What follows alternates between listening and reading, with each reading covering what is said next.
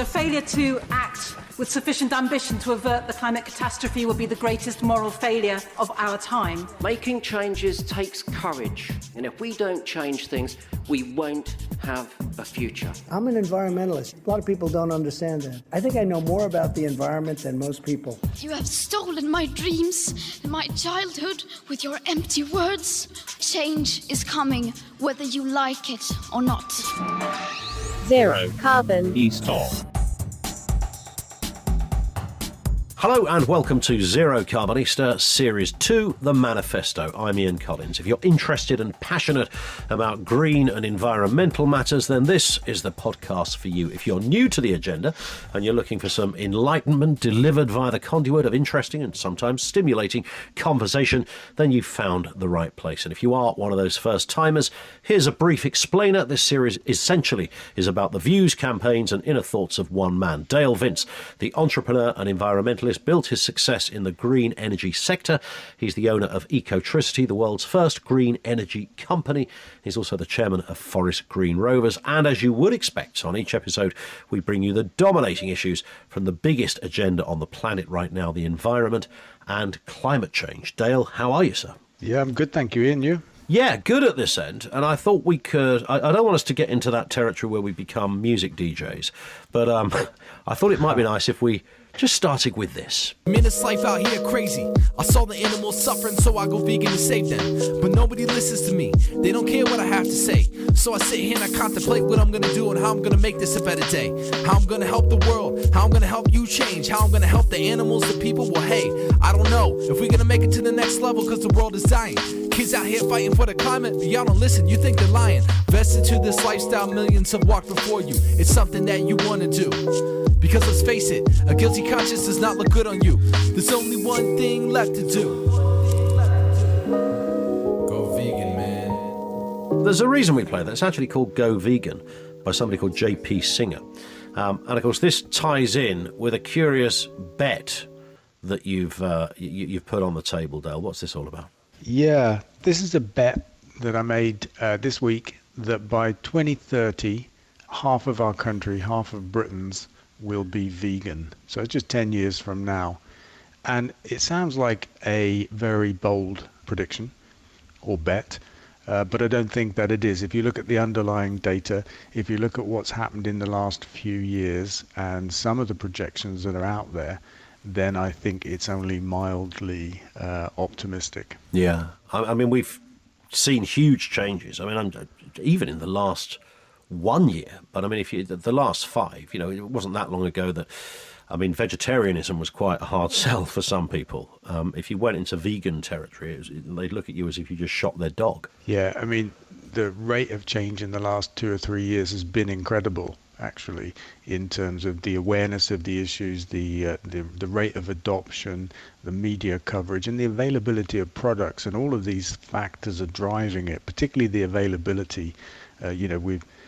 We've spoken before, you and I, about how hard it was 30 years, 40 years ago to get something vegetarian. Today, you can't help yourself trip over vegan and vegetarian options. It doesn't even matter where you are. You could be in KFC, my God, and still find a vegan burger. And this is all helping the rate of adoption. And when I made the prediction, I didn't look at what's happened the last 2 or 3 years and just say it'll carry on like that. I've assumed that we're in a virtuous spiral and the rate of change will be exponential. It is at the moment, and I think that will carry on. And that's why I think in just 10 years, we'll have reached that tipping point where more than half of us are vegan. Yeah, it's interesting, isn't it? Because many of the arguments around it, I suppose initially, it was very much kind of almost exclusively animal rights. That would have been what took people onto the road to vegetarianism and then onto veganism. People always talked about slaughter methods and the morality of all of that, but the agenda is actually far wider now. Yeah, that's right. That's how it happened for me as a kid. I just found the idea of killing and eating animals just to be completely wrong and to be a little bit revolting as well. I'd be chewing animal body parts as a kid and saying to my parents, I think I just chewed a vein or something, and was met with the most aggressive disgust at what I just said. And I was really shocked by that, because I thought, well, surely it's just factual. If I can put it in my mouth, if I can swallow it, surely I can talk about it. And then maybe 20 years ago, the climate started to creep in, and we became aware that factory farming was one of the biggest single causes of the climate crisis, and then subsequently all manner of other sustainability crises, shortage of water, deforestation, wildlife extinction, all of that kind of stuff. And then thirdly, more recently, I would say maybe in the last 10 years, the amount of evidence has been mounting up around the impact on human health. Yeah. Meat and dairy diets are linked to the major chronic illnesses that affect us in later life. Diabetes, heart disease, cancer, you name it, some awful diseases. And we can avoid these largely. We can reduce our chance of getting them massively by changing our diet. So there are 3 reasons. And when it comes to music, I often find myself saying reasons to be vegan, and I think of Ian Drury. And Indeed, yes. So I think somebody There's needs a rewrite to repurpose waiting this. to happen there. That's what needs to happen, yeah. Somebody needs to rewrite it. Let's move on to a question here. This comes in from Lee on Twitter, who says, what was that strange knocking noise I can hear when you're doing this podcast? Is it more Premier League footballers wanting to invest in Forest Green Rovers? Yeah, I like that one, Lee. I heard that for the first time myself last week in the car. I was with my boy Rui, and we were just listening to the podcast. It came on randomly because my iPad was connected to the car. Technology does that for you. Yeah. And I could hear it for the first time, and I was like, oh, wow. And it was my headset. It wasn't Premier League footballers knocking on the door. But we do have another celebrity shareholder to announce in the next week or so. Oh, really? Yeah. Wow. Yeah. So it's a watch this space job. Yeah, coming soon. It's quite exciting, actually. Yeah, I'm sure it is. I can't wait for that. So we've had one big announcement in that respect, and of course the other big news is that you do have a brand new headset as well, which you're That's right. which is kind of up there with the Hector news, frankly. Yeah, and we're going to get a bit modern, aren't we, later as well, and go online with this. We're currently using an ISDN box bought on eBay, but we're going to improve that. Yeah. Who's advising on this stuff over there, Dale? It's our boy Will, isn't it? Here's a story. Scientists have found a clever new way of measuring ocean warming using sound waves from undersea earthquakes. Now, the research says the hack works because sound travels faster in warmer water. This is extraordinary. So they're able to apply the science to find out about global warming because of global warming. That's brilliant. And using undersea earthquakes as some kind of sound source. Yeah. Which is pretty smart. Yeah. Yeah, I like it. I mean, what do you make of the again? When you go back to that agenda, we talked, I think, last week when people say this is simply not true, and then somebody will send you, the pub bore that will then say, I'll email you some graphs, and they'll send you over some graphs. I never know, by the way, where these graphs come from, but they sort of seem to appear wildly in all sorts of places.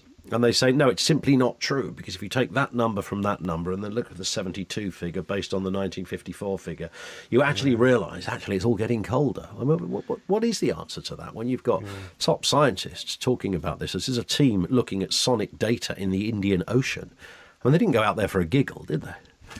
Well, no, maybe. I hope they had fun while they're at it. But, I mean, it's damn lies and statistics, isn't it? You can try to say what you want to with statistics, but you can't avoid the underlying facts that carbon concentrations in the atmosphere are the highest they've been in like 20 million years or something. Yeah. And 99.9% of all scientists in the world agree that it's climate change and it's man-made. And then look at some of the empirical evidence, the wildfires in California, areas larger than the size of Britain, the kind of spontaneous combustion in Siberia, the bonkers stuff that happened in Australia only a few months ago, one kind of biblical tragedy after another. We're setting the planet on fire, almost literally. Yeah, so I was looking at the Siberian story, and I mean, there's such a problem there. It's because, of course, they've got rising temperatures and fires and all sorts of things going on. I mean, it's just an extraordinary. If you mentioned this to somebody 20 years ago, they'd never have believed you. No, it's outrageous. And how anybody can look at that stuff and still say, nah, it's just sunspots, or it's all part of the natural flow of stuff. Well. Yeah, okay. Here's a question from Jem. Why do you insist on being interviewed by The Sun? For such a principled person, it seems like a weird decision to me. I mean, that's assuming some people don't like The Sun. But... Yeah, lots of people don't like The Sun, and I get that. Look, I don't insist on being interviewed by The Sun, but what I don't do is turn them away. So every now and then they get in touch and say, can we talk to you about this, that, or the other? And I say, yeah, because, look, they talk to millions of people. So I'll engage with them on pretty much anything they want to talk about, because it's a chance to talk to their audience. It's only as simple as that. I mean, I'll talk to the Daily Mail from time to time. Yeah. I can't say I'm a big fan of what they do. I'm on Facebook. I'm not a big fan of what Mark Zuckerberg does. But, it's about platforms. It's about reaching people. Of course it is. And, if you're... I mean, there is often no point in preaching to the converted. So you could just give interviews to The Guardian where we are told that, and I don't think this is completely true, that all Guardian readers are completely au fait and on point with all of the kind of issues we talk about. But I mean, that would be, you need to hit the audience that aren't aware of this kind of thing. Yeah, it's a good point. Yeah, we've got to kind of reach outside our bubble and reach other people, because to create the kind of change that we need to change the world, to get to zero carbon living and sustainability, we've got to reach the tens of millions of people in our country and the billions around the world that just don't get it. Yeah. You mentioned Facebook there. Another story, Facebook this week announcing it would replicate its widely used COVID-19 information centre in combating another global crisis, that of climate change. So do you think Zuckerberg and co are on board now? Yeah, job to know. I mean, I can't get past the fundamental refusal to cut out hate speech, fake news, and that kind of stuff. This position they've taken on it being a form of censorship, I just think is untenable. And I do think they're driven by commercials more than they are altruistic issues. Here's a question from, I don't know if it's the same Lee, because, I mean, if it is, I'm likely to maybe call the authorities. He could turn into a stalker. But Lee on Twitter says, what do you eat for lunch as a vegan? And don't say mushrooms, because they're horrible. His words, not mine, by the way. Yeah. I love a mushroom. Yeah, I quite like mushrooms. Sometimes I have them for breakfast. Why does he pick... I don't know why he asked just lunch and not dinner or breakfast. Why is he intrigued by your lunch? Yeah, it's not much different all day long, really. I eat plants, I suppose. But there's a great cafe here in Stroud called Star Anise that I go to, and often lunch is some kind of soup, maybe sourdough bread with it. Sometimes it's quinoa meze with roasted vegetables on top and a tahini dressing. Sometimes it's pakoras. I seem to know the menu too well, don't I? Yeah. But they have great food there, and I go there pretty much every day. Maybe you could take Lee with you one day. No mushrooms. No mushrooms there. And no stalking. And no stalk, definitely That wasn't no an stalk. invitation to come looking for me in Stroud. I thought I heard a strange noise then, Dale, for a second. I thought it was your headphones crackling again. It's just something in the distance I can... There it is. It's the Book Bugle. The Book Bugle. The Book Bugle is back. Unashamed plug for the new book. I mean, these things just happen. Because we do get a lot of inquiries about the book, of course, which is, merely weeks away. Yeah, it can't be long now. I think we get into kind of virtual events in about a month. The book is not actually available till the end of November, but I think come late October we'll start the virtual eventing. For those who don't know, just give us a brief synopsis, Dale. Well, it's kind of part biography, really the part of my life that I spent on the road being a traveller. It's got the Battle of the Beanfield in it, this kind of bumping into authority. It's back in the time of the miners and Thatcher. And then this kind of experience that I had in that decade, dropping back in to try and tackle climate change by building a big windmill on a hill I was living in my trailer.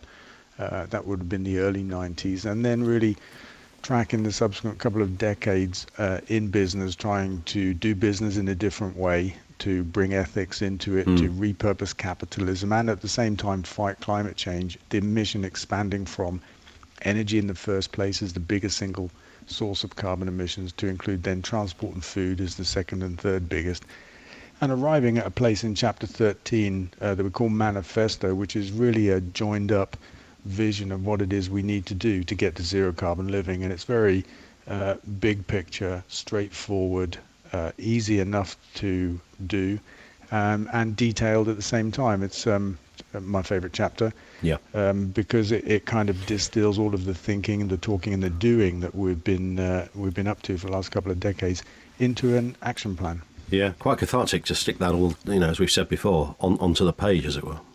Yeah, that's right. And also, it's much easier to share that way. So I'm hoping that with the book I can spread the ideas much further, much faster, and get some pickup, and maybe see some of this turn into policy and get people to change how they live. It's called The Manifesto, and it's out probably the end of November. But, of course, anyone who's listening to this should be following you on social media. We'll give the details of that shortly. And that will be, of course, an area where you'll be able to keep people up to date with releases and events and virtual events and all that goes with it. We've got a very super special offer coming with the book. After chapter 13, there is a last little piece of the book where we unveil this new thing that we're doing. That's going to come into the world in around about the middle of October. Wow. We've got a very special thing linked to that. The book's now available for pre-order at the FGR website. Sure.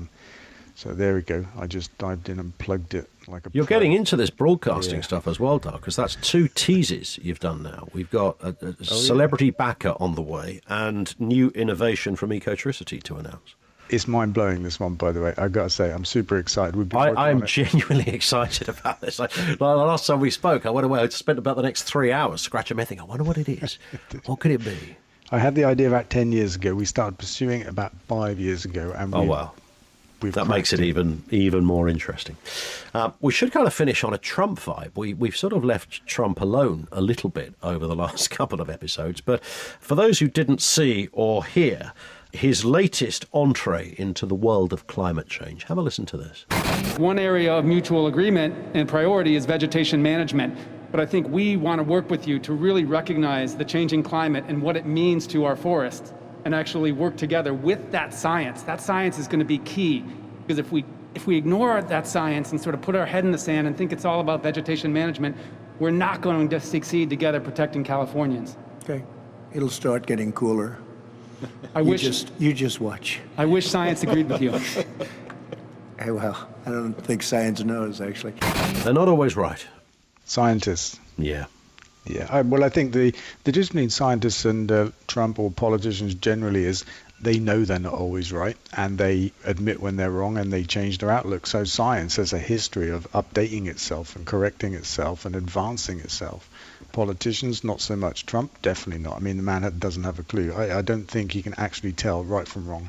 Well, there's a story that a controversial researcher who rejects climate science has been hired by the U.S. National Oceanic and Atmospheric Administration, that's the NOAA, for those listening at the back, for a senior position in a move suggesting the Trump administration is asserting growing influence over the study of rising temperatures. I mean, what do we make of this? Oh, it's just more madness, isn't it? I don't think it's kind of really that new from this administration. The Environment Protection Agency over there has already been stuffed full of people that don't want to protect the environment. They want to do the opposite. So I don't see it as a new move. Hopefully, it's kind of like the death throes of a rabid rogue administration. Yeah, it could be just weeks away and it's gone, of course, which is fascinating. Yeah. Awesome. Couple more questions. Sue on Facebook. Dale, how on earth did you meet John Robb? You need to get him on the podcast. Explain who John Robb is first, Dale. Yeah, well, I mean, it's a good question. John, I think of as a kind of kindred spirit, a kind of punk rocker, mohawk wearing, kind of from back in the Traveller days. And I kind of bumped into him in regard to the book. We were considering writing this book at the start of the year, and I don't know, I think John got in touch with me. We had a good chat, and he's written a couple of books, and then we had the idea, well, look, he could help write this one. He could be a ghostwriter for the book. It didn't turn out that way in the end, but he helped me bring the story out, and we've done a little bit of collaborating since. So, yeah, we should definitely get him on the show. I agree. He's a good guy. Good work. This one from Adam says, I got an ad on my profile for your podcast.